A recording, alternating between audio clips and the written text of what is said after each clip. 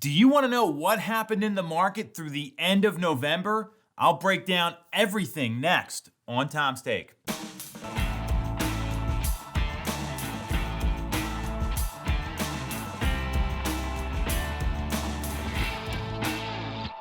definitely going to want to watch this one.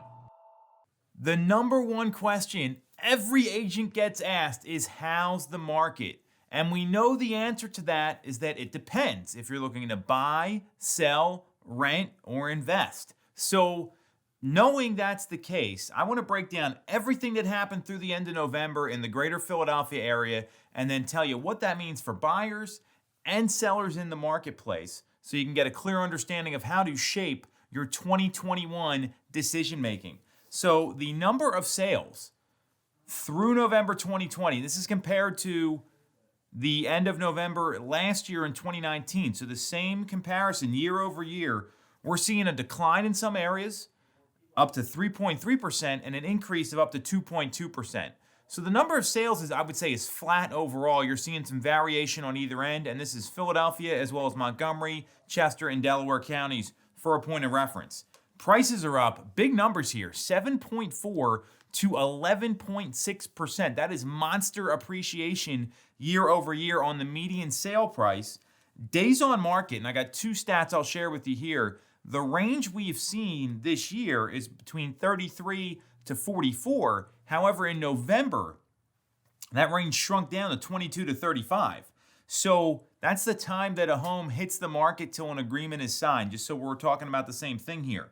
Percentage of asking price received. This number's bananas. 96.7% up to 100%. Literally 100% is the average number in Chester County specifically. I've never seen that before. That's new. We also know a couple of other key factors here. Pending sales right now are outpacing active listings in the Tri-County area. Philadelphia, not the case.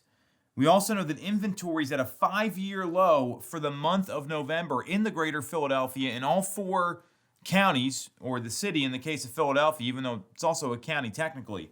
So we're seeing inventories at a 5-year low, and we're at a 1 to 2 month supply of homes available. And in Philadelphia, it trends up a little bit higher. So the 1 to 2 month supply is Chester, Delaware, Montgomery counties. And then in Philadelphia, we're at a 2.9 month supply. Still very low. And that's why we're giving you this breakdown of all this data, because you can see our market has some markets within the market, right? So seeing all this, and the other factor here is we got mortgage rates coming in at 2.75% on a 30-year fixed. We've had people lock in a little less, sometimes a little higher. That depends on credit, debt to income ratio, down payment, a lot of things there. Historically low mortgage rates. These are still the lowest rates recorded of all time. They might be up slightly from that bottom number. Getting 30 years fixed, less than 3%, is a big deal.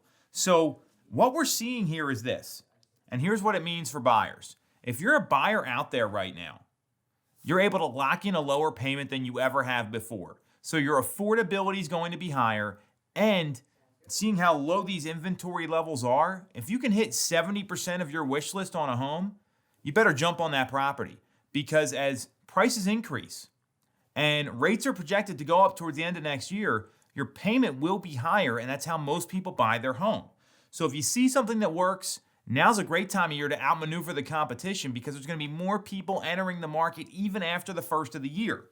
If you're a seller, there's a ton of opportunity with these low inventory levels.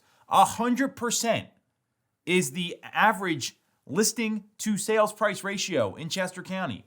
It's 96, 98, and 99% in the other areas respectively. So we're seeing bananas numbers there, which means the old adage of, I can't start here because I'm always going to get a lower offer, that's just not the case. I mean, that's not what's happening right now, and it's documented and proven in these statistics. And these are all coming from Bright MLS and the Suburban West, soon to be Tri-County Association of Realtors. So sellers are getting great prices. It's taking, in November, barely over a month to sell. And if you're getting to 100%, that means you've got competitive offers, or you got buyers coming in ready to make a move. So buyers are not hesitating at the asking price. That is great news for sellers. And obviously the challenge for sellers, if you already have a home to move to, you're in a great spot. If you don't, that's where it can get a little tricky. And all the more reason to sit down with an agent and go over what your options are. So the whole point of this is, and what I know, and next week we're actually going to be going over 2021 market predictions. There's a lot of opportunity here. Low payments for buyers, high affordability. It is competitive. If you find the right house, you're going to save a ton of money based on these market conditions. For sellers, historically low inventory, historically low rates, meaning buyers can afford more for your home. And if you already got the next place lined up to move to, you're in a great spot to cash out high. And if you don't have that in place, it makes sense to sit down, strategize so you can outmaneuver the rest of the market. For all parties, there's going to be more people entering the market, even in the first quarter, January of this year, coming up, 2021, with the following. You've got new people ready to list their home that hesitated this year. You've got more sellers that are going to be coming to the market and more buyers that enter the market historically. So there's a lot of opportunity. Take note of these stats, read into what that means for you, and get some professional advice because the market's moving at a lightning pace and you don't want to be figuring this out when you're trying to make a decision. You need anything? You know where to reach me. Otherwise, we'll be back next week.